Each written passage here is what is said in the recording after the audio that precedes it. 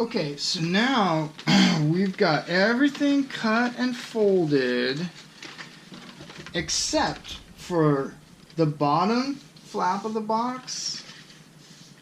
These two guys will need scores, and the top will need scores in order to create the flat top wrapping around the top of the box and wrapping around the bottom. So next, now I've done this so many times I'm getting really good at it, but I'm going to try to explain as I go. I know that this part is the top of the box, so when it comes back together, that's getting glued onto the top of this piece. And the reason that's important to me is because that means where this gets scored has to be slightly wider than where this one gets scored, so that this one will fit inside there. If I did them exactly the same, it'll cause too much tension and it won't fit. Now, this is a precision thing, however, I've done it so many times, I can do it by eye now.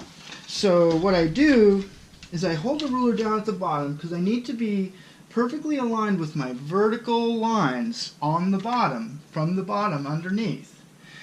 And then I'm going to score this guy. Since he's the inside piece, I'm going to score him just a tad inside the cut line.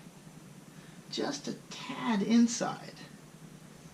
That way when I fold him, he'll be a little bit inside of that one. And the same is true for this guy. I'm going to score him just a tad on the inside of the line, which is difficult to line up because I'm looking through the box where my ruler's lined up in the back. That's how I'm doing this. It's pretty tedious, but you know, once you get this down, it's pretty easy. Again, the score is toward the inside. Then I take it and I fold it and make it very square. And that's one of the 4 that I have to do. Now I'm going to keep the video on while I do the top one, just to keep explaining how this time I need to be outside of the fold, of the cut. I need my score to be on the outside edge of that cut, so that when I fold it, it fits around that guy. So that score is on the outside edge of this cut line. And the same will be true of this one.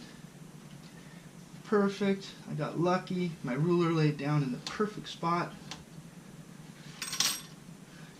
And now, these two will fold, and I'll show you what I mean about it fitting inside. By making the top one wider, it fits over the bottom one. That I just did by eye. You'll get used to it. I'll explain it in the instructions too. See, here's some of that little extra paper from when I opened the box. We want to make that go away. Otherwise it'll get in the way.